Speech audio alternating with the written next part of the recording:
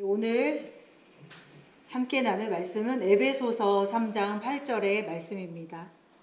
함께 읽겠습니다. 모든 성도 중에 지극히 작은 자보다 더 작은 나에게 이 은혜를 주신 것은 측량할 수 없는 그리스도의 풍성함을 이방인에게 전하게 하시고, 네, 이 말씀입니다. 사도 바울께서 이렇게 고백을 하셨습니다. 그래서 사도 바울님의 이제 글을 읽다 보면은, 이분은 도대체 얼마나 큰 은혜를 입었길래 어떻게 이런 고백들을 할 수 있을까, 이런 생각들을 많이 하게 됩니다. 특히 사도 바울님께서 많이 하시는 고백 중에 하나가 풍성함, 은혜, 이런 측량할 수 없는 이런 이제 언어들을 많이 쓰세요. 그 중에서도 가장 좀 많이 나타나는 어떤 단어들이 주의 풍성함, 그리스도의 풍성함에 대해서 굉장히 많이 이야기를 하고 계십니다. 그래서 제가 이 말씀을 준비하면서 생각했던 것은, 정말 나는 과연 그리스도의 풍성함을 알고 있는 것일까? 전혀 아닌 것 같아요.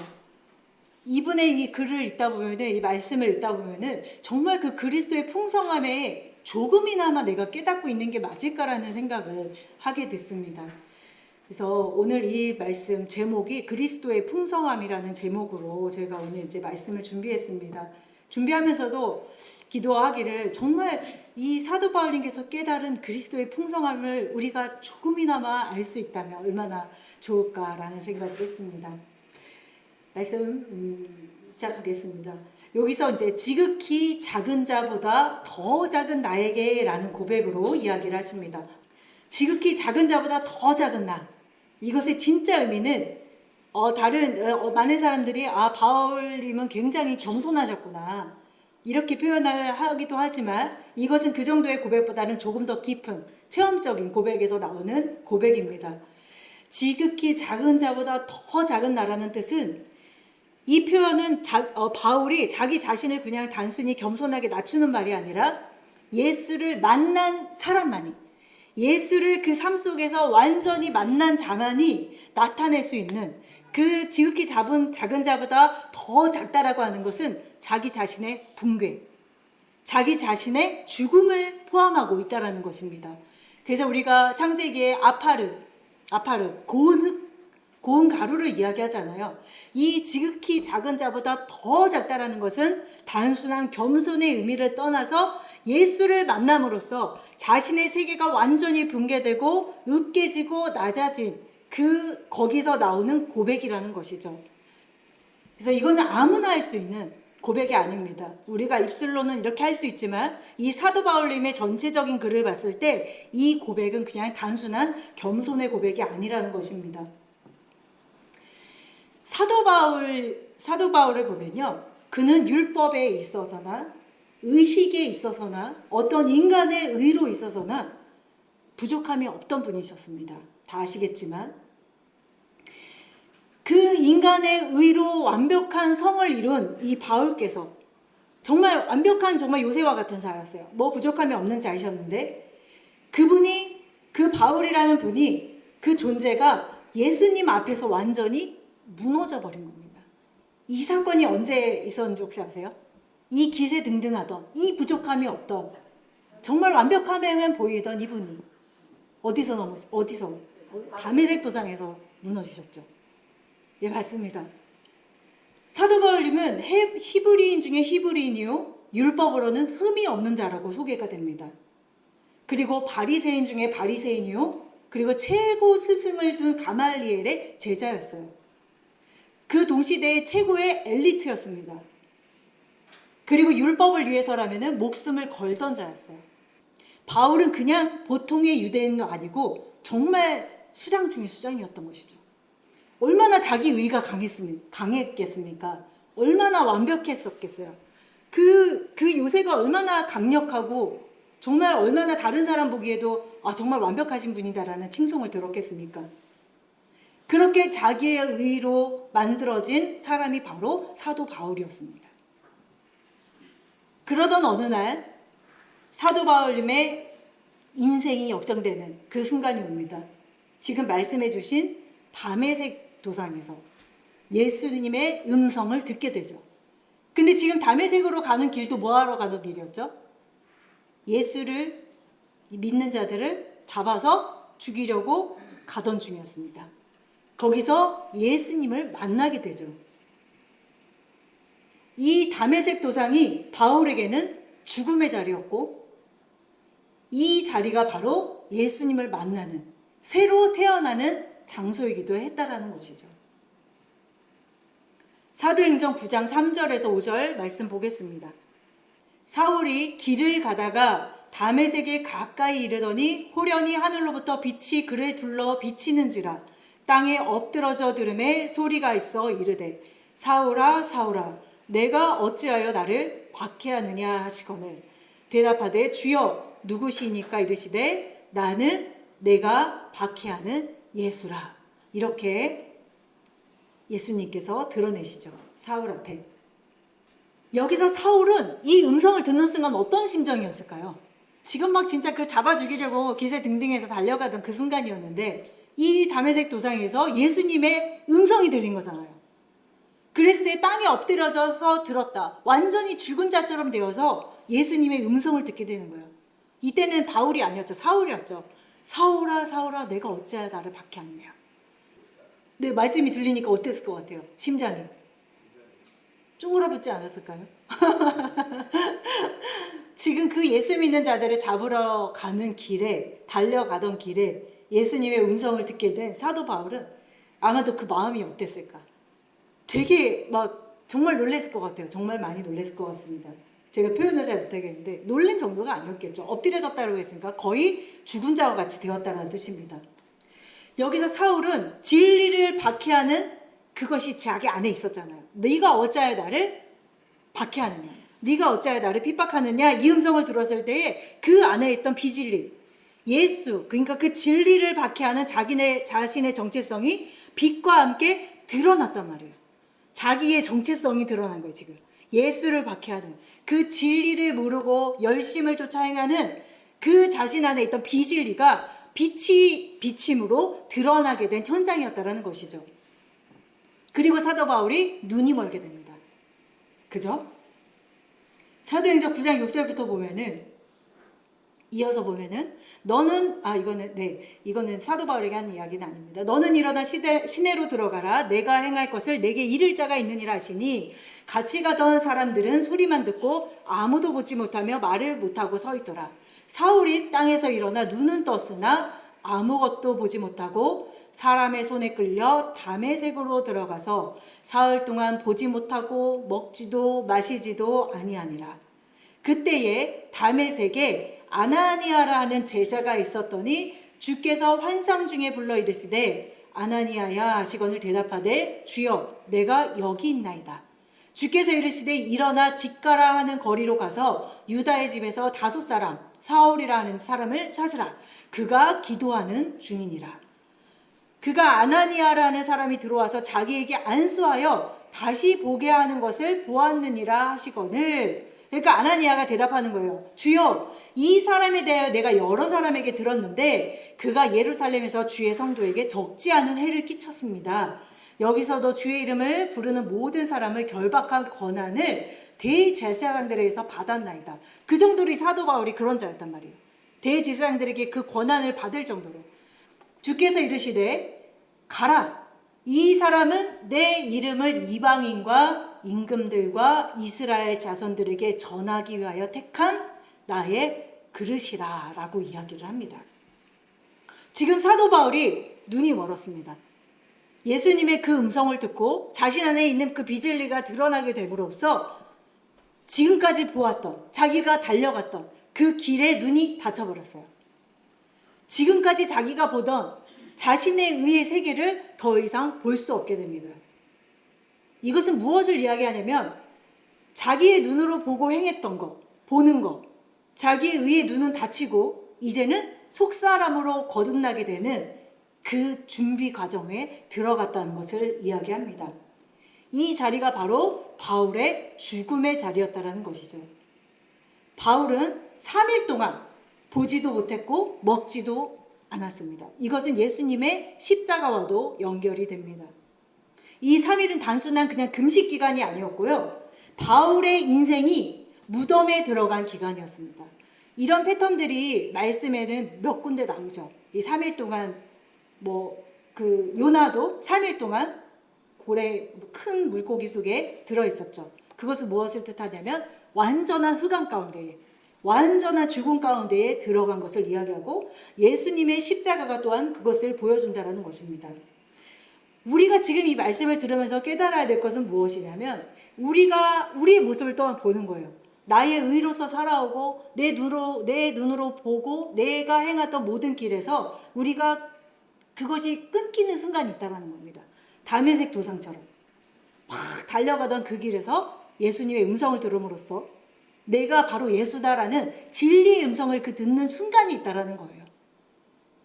그때 어떻게 되냐면 눈이 멀게 되고 3일 동안 금식하면서 보지도 못하고 먹지도 않는 그 완전한 흑암과 어둠 속에 들어가는 그 기간이 있다는 것입니다.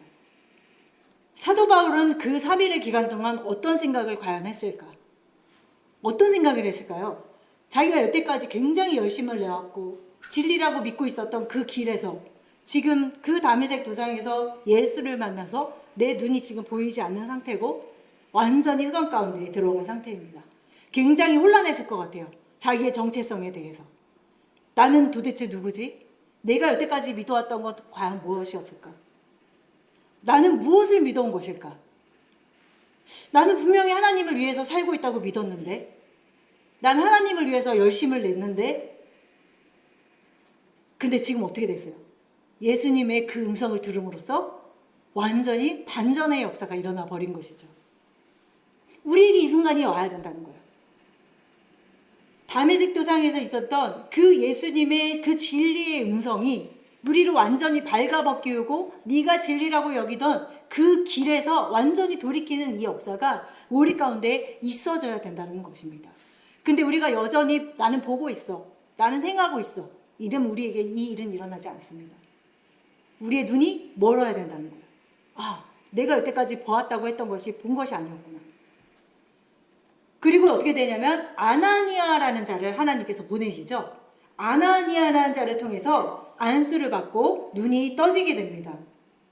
그래서 사도행전 9장 17절에 보면은 아나니아가 떠나서 그 집에 들어가서 그에게 안수하여 가로되 형제 사울아.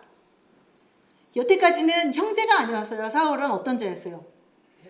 대적자였죠. 예수 믿는 자들을 죽이렸던 그 자를 지금 형제라고 부르는 거예요. 이것 또한 놀라운 역사죠. 이가 지금 어떤 일을 행했는지 다 알고 있잖아요, 아나니아가. 그런데 여기서 형제 사울아, 주, 곧 네가 오는 길에서 나타나신 예수께서 나를 보내서 너로 다시 보게 하고 성령으로 충만하게 하신다라고 하신 거예요.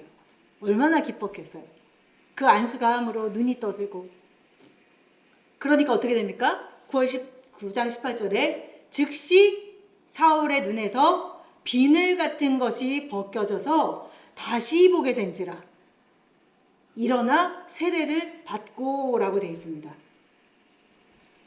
지금 9장 17절에 아나니아로부터 이 안수를 받고 나서 이 눈에서 비늘 같은 것이 벗겨지면서 예수께서 너에게 안수하라 하신다. 그리고 성령으로 충만케 하신다고 하신다 하니 눈에서 이렇게 벗겨졌잖아요. 지금 우리의 믿음과 결부시켜서 들으셔야 됩니다. 우리에게 이와 같은 일이 일어나야 된다는 것이죠. 성령이 임한다는 것은 우리가 여러 번 많이 들었지만 성령이 임한다는 것은 단순히 그런 성령의 능력을 받는 것이 아니라 예수의 생명이 지금까지 내가 살던 그 생명 속에 예수의 생명이 그 속사람에게 들어오는 그 시간인 것이죠. 이때 바울의 존재는 변하게 된다는 것입니다. 눈에서 비늘이 벗겨졌다는 것은 이제는 자기에 의해서 예수의 의로 그리고 이제 자기의 힘으로 살아오던 것이 성령의 능력으로 자기의 열심을 내던 것이 오직 은혜로 그리고 자기의 정체성이 뭘로 변했어요? 이제는 완전히 새로운 피조물이 되었다는 것입니다. 그래서 바울이 이런 고백을 한 거예요. 갈라디아서 2장 20절에 내가 그리스도와 함께 십자가에 못 박혔나니. 사도 바울이 그렇게 열심히 내었던 자가 담에색 도상에서 예수 그리스도의 그 음성을 듣고 그런 과정들 속에서 이렇게 고백할 수 있는 거예요. 내가 그리스도와 함께 십자가에 못 박혔나니 그런즉 이제는 내가 사는 것이 아니요 오직 내 안에 그리스도께서 사시는 것이라. 이제 내가 육체 가운데 사는 것은 나를 사랑하사 나를 위하여 자기 자신을 버리신 하나님의 아들을 믿는 믿음 안에서 사는 것이라 라고 고백하고 계신 것이죠. 정말 이분은 정말 얼마나 하나님의 그 큰 은혜를 받았기에 이런 그 사도 바울님이 쓴 고백들을 읽어보면요, 와 진짜 정말 나도 이런 고백이 그 입술의 고백 말고 정말 그 영을 통한 그 으깨지고 낮아진 이 고백을 하는 그 순간이 왔으면 좋겠다라는 생각이 들더라고요. 그래서 지금 사도 바울은 나는 이제 죽었다. 이제는 내가 사는 것이 아니고 나는 그 담에색 도상에서 예수와 함께 옛사람이 죽었어. 그리고 나는 이제 다시 살아. 근데 무엇으로 사냐면 나로 사는 게 아니라 예수 그리스도로 샀다는 것이죠. 물 좀 먹겠습니다. 결국에는 사도 바울은 자신의 방식과 자신의 지켜오던 모든 세계가 종말을 맞이한 거예요. 우리 교회에서 이런 말 많이 하잖아요. 끝날 종말이 와야 된다. 붕괴의 순간이 와야 된다. 그래야지 다시 살 수 있거든요. 바울에게는 그곳이 담에색 도상이었죠. 우리는 우리의 삶 속에서 어느 부분이 담에색 도상이 될지 각자가 알 겁니다. 각자가. 내가 이 순간이 나에게는 정말 담에색 도상과 같은 곳이었다. 각자가 아마 깨달으실 거예요. 그 바울의 담에색 사건이 우리에게도 있어야 하는 것이, 바울은 지금 3일 동안 보지 못했다고 했습니다. 그 흑암의 시간이 있었다라는 것입니다. 근데 흑암에 갇혀 있으면 이대로 죽는구나, 예수님은 안 계시구나라고 할 수 있겠지만, 우리가 지금 말씀을 들음으로써 내가 지금 흑암 중에 있다면 내가 이제 뭔가 다시 속사람으로 거듭나는 나의 겉사람이 예수와 함께 끊어지고 무너지는 것으로 안 돼요. 완전히 끊어지고 내가 속사람으로 다시 일어나는 시간이겠구나라고 생각을 하셔야 된다는 것입니다. 왜냐하면 예수님은 우리가 모르는 흑암 속에서도 창조하시는 분이잖아요. 흑암 가운데서. 근데 우리가 그걸 알지 못하면 흑암 가운데에 그냥 머무르게 된다는 것이죠. 그래서 그 바울의 3일은 실패가 아니라 죽음이 아니라 그 속사람으로 다시 사는 과정이었다는 것입니다. 그래서 바울이 지극히 작은 자보다 더 작은 나라고 고백할 수 있었던 거예요. 이런 사건들을 통해서. 이거는 온전한 자아의 죽음을 맞이한 자들이 올릴 수 있는 고백인 것이죠. 우리 이런 말 많이 하잖아. 내가 뭐라고, 내가 뭔데 이걸 해. 조르시는 것 같아서 제가 한번 건드린 거예요. 아유 내가 뭔데, 아유 내가 뭘 하겠어, 뭐 이런 고백 정도가 아니라 정말로 정말 어떻게 이 고백을 뭐라고 설명할 수가 없을 것 같아요. 내가 사는 것이 아니고 그리스도께서 내 안에 사신다. 이제는 완전히 존재가 바뀐 거예요. 사도 바울이란 그 존재가 겉사람이 붕괴되고 속사람이 눈을 뜨게 되고, 그리고 내 안에서 흘러나오는 생명으로 사는 거예요. 옛날에는 겉에서 들어왔어요. 생명이. 겉에 게 무너지면 생명이 없는 거야. 우리의 삶을 한번 돌아보세요. 겉에가 뭐가 없어지면 우리의 생명이 끊어진 거야. 그거는 나의 속으로부터 나오는 생명이 아닌 거예요. 거기서 우리가 가늠해 볼 수 있습니다. 우리가 다 그렇게 살고 있다는 것이죠. 그런데 이제 사도 바울은 내 안에서 흘러나오는 그 생수, 안에서부터 흘러나오는 그 생수로 사는 사람이 된 거예요. 겉으로 받은 공급이 아니라 내 안에서 나오는 생명으로 사는 존재가 되었다는 것입니다. 사도 바울은 이렇게 깨달았을 것입니다. 내가 여태까지 행했던 모든 것들이 나의 열심이, 나의 의였구나, 나의 거짓이었구나. 그런 나에게, 오늘도 예수를 믿는 자들을 죽이러 가는 나에게 하나님이 은혜를 주신 것이죠. 내가 택한 그릇이다 라고 하면서, 디모데전서 1장 8절부터 보겠습니다. 졸음이 한 번씩 올 때마다 제가 이걸 한 번씩 모르고 치는 건데 마침 또 디모데전서 1장 8절 15절 13절 보겠습니다. 13절. 네, 읽겠습니다. 내가 전에는 비방자요 박해자요 폭행자였으나 도리어 긍휼을 입은 것은 내가 믿지 아니할 때에 알지 못하고 행하였음이라. 우리 주의 은혜가 그리스도 예수 안에 있는 믿음과 사랑과 함께 넘치도록 풍성하였도다. 미쁘다. 모든 사람이 받을 만한 이 말이요 그리스도 예수께서 죄인을 구원하시려고 세상에 임하셨다 하였도다. 죄인 중에 내가 괴순이라. 네, 여기까지 보겠습니다. 참 말도 잘하세요. 많이 배우셔서 그런가? 참 말을 이렇게 잘하십니다. 내가 전에는 회방자요, 핍박자요, 포행자요, 도리어 그런 자였는데 도리어 긍휼을 입었다는 거예요. 회방자이다, 핍박자이다, 포행자인데 죽어야 마땅할 자인데 긍휼을 입은 것은 내가 믿지 아니할 때를 그렇게 행했다는 것입니다. 그런데 우리 주의 은혜가 그리스도 안에 있는 예수의 믿음과 사랑과 함께 넘치도록 풍성하였다는 것입니다. 그런 사람이 할 수 있는 고백이 바로 뭐냐면 15절의 고백이에요. 미쁘다 모든 사람이 받을 만한 이 말이요 그리스도께서 예수께서 죄인을 구원하시려고 세상에 임하셨도다. 죄인 중에 내가 괴순이라 라는 고백을 한다는 것이죠. 우리 이렇게 생각하세요? 내가 정말 괴수다. 내가 정말 지극히 작은 자보다 더 작다. 나는 정말 아무것도 아닌 존재다. 이런 고백 해보신 적 있으세요? 아니면 내가 무슨 괴수야 그 정도는 아직까지 괴수까지는 아니지 이렇게 생각하십니까? 바울은 지금 나는 부족해요 라는 정도의 말을 하는 것이 아니라 나는 본래 예수가 아니면 죽을 수밖에 없는 존재, 나는 본래 없어져야 될 존재인데 하나님을 만남으로 예수 그리스도의 진리를 만남으로 내가 예수와 함께 다시 살게 되었다라는 고백을 하는 거예요. 나는 죽을 수밖에 없는 존재임을 완전히 처절하게 깨달은 것이죠. 이런 경험 다들 있으셔야 되겠죠. 모두가 과정 속에 있다라고 저는 생각을 합니다. 저도 그렇고 모두가 다 과정 속에 있는 것이죠. 그러니까 우리의 어떤 부족함이라든지 예수 그리스도 안에서 드러나는 것이 정말 복된 일이라고 생각을 합니다. 그래야지 우리가 자꾸 낮아지고 또 우리를 돌아보게 되니까요. 그래서 사도 바울은 존재적으로 완전히 무의 상태가 된 것이죠. 그래서 이 은혜는 설명할 수 있는 은혜가 아니라 이것은 직접 예수 그리스도를 만난 자만이 할 수 있는 그 고백인 것입니다. 그래서 지금도 읽어보면 그 풍성함에 대해서 이야기하고 있잖아요.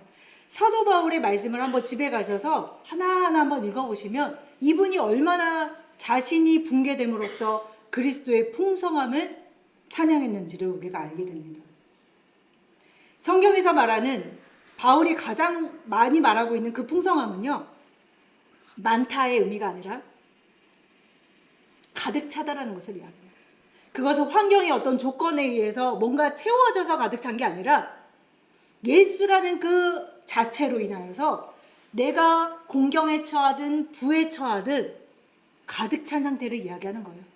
우리는 어떻습니까? 환경에 의해서 가득 차기도 하고 부족하기도 하고 이렇잖아요. 그리고 거기에 대해서 흔들리기도 하고 이것이 우리 인간의 모습이죠. 그런데 그 예수 그리스도의 풍성함을 깨닫게 된다면 우리가 그런 것에 좌우지되지 아니하고 내가 부에 처하던 빈궁에 처하던 내가 어떤 상황에 처하던 그리스도의 그 풍성함이 우리 가운데 있다라는 것입니다. 그 상태가 뭐냐면 바로 샬롬이라는 것이죠. 사도 바울은 그 샬롬을 지금 경험하고 있는 것입니다.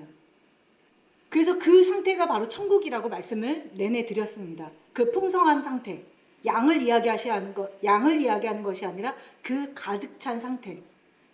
그것은 끝이 없고 고갈되지 않고요. 근원적으로 충만한 것을 이야기합니다. 그리고 안에서부터 나온다는 것에 집중하셔야 돼요. 세상은 바깥에서 채워져야지 행복해요. 세상의 구조는 그렇습니다. 바깥의 것이 공급되던 것이 끊어지면은 슬프고 힘들고 어려워져요. 그런데 예수 그리스도의 나라는 반대예요. 바깥에서부터 채워지는 것이 아니라 안에서부터 나오는 거예요. 안에서부터. 그것이 세상과 예수 그리스도의 세계의 다른 점이라는 것입니다. 바울이 경험한 그 풍성함은 죽어서 가는 천국에서 이루어지는 것이 아니라 그 천국의 본질이 지금 이 순간 자기 안에서 넘치는 그 상태를 이야기하는 것이죠. 사도 바울이 말한 그 풍성함은 먹고 마시는 것에 있지 않다라고 이야기합니다. 로마서 14장 17절 같이 읽겠습니다. 하나님의 나라는 먹는 것과 마시는 것이 아니오 오직 성령 안에 있는 의와 평강과 희락이라. 이걸 깨달으신 거예요, 사도 바울이. 하나님의 나라는 먹고 마시는 그런 거가 아니야. 겉으로 보여지는 거기서 일어나는 것이 하나님의 나라가 아니야. 오직 성령 안에서 있는 의와 평강과 희락이야 라는 것을 깨달았다는 것입니다. 여기서 의는 무엇입니까? 자기의 의가 아닌 하나님과의 관계가 바로 서 있는 그 상태를 말하죠. 평강은 무엇입니까?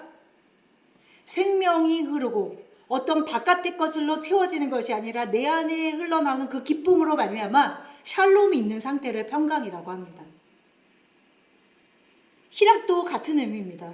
희락도 그 기쁨이 어떤 외부의 조건에 의해서 이렇게 하면 기쁘고 이렇게 하면 슬프고 이게 아니라 그 기쁨이 외부의 조건과는 상관없이 흘러나오는 상태를 이야기하는 것입니다.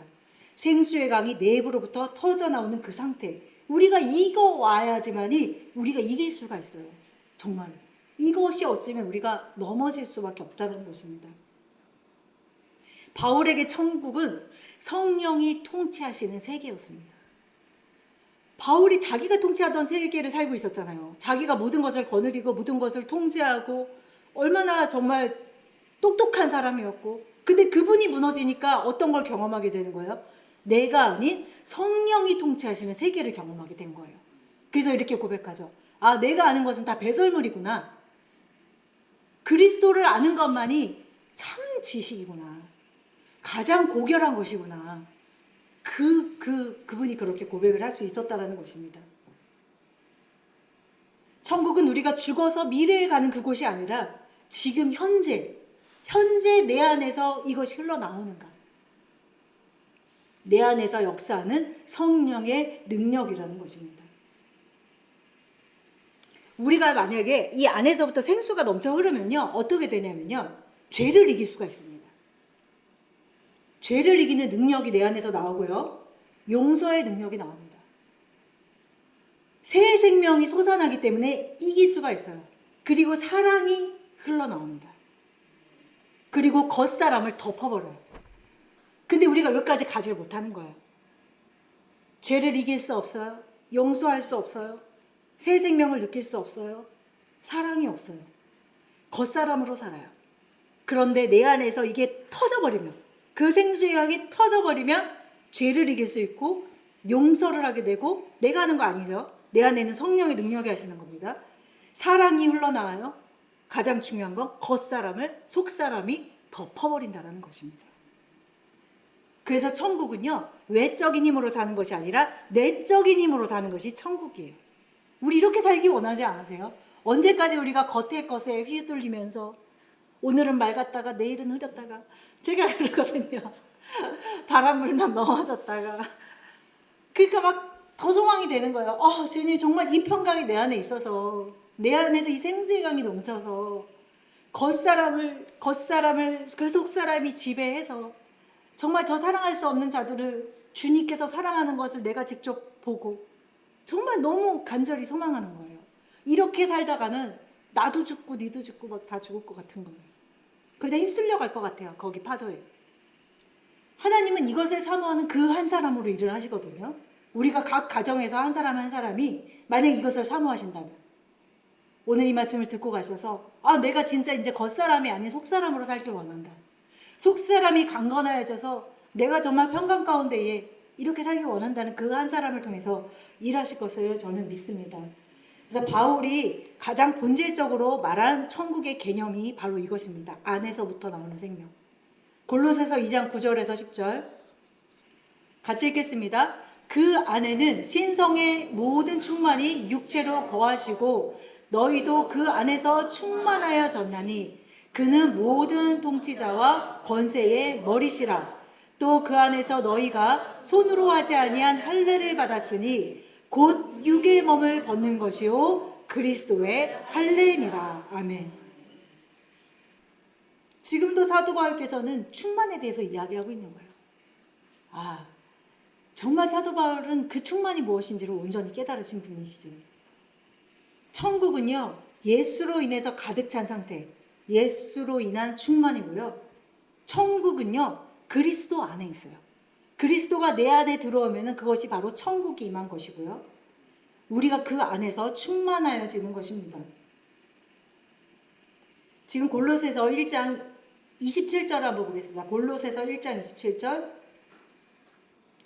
하나님이 그들로 하여금 이 비밀의 영광이 이방인 가운데 얼마나 풍성한지를 알게 하려 하심이라. 이 비밀은 너희 안에 계신 그리스도니 곧 영광의 소망이니라 라고 이야기하고 있습니다. 사도 바울께서 풍성함에 대해서 이야기하시고 또 비밀에 대한 이야기를 많이 하세요. 비밀이다, 신비다 뭐 이런 이야기를 많이 하시는데 여기 그 비밀이 뭔지를 정확하게 써놓으셨죠. 이 비밀은 뭐라고요? 너희 안에 계신 그리스도다. 사도 바울이 많은 말을 하는 것 같고 뭔가 어려운 말을 하고 계신 것 같고 뭐 율법에 대해서 뭐 여러 가지 겉사람 속사람을 이야기하고 있지만 결국에 말하고 싶은 것은 무엇이냐면 그 비밀에 대해서 이야기하고 있는 거예요. 너희 안에 있는 그리스도. 결국에 깨달은 건 그거 하나예요.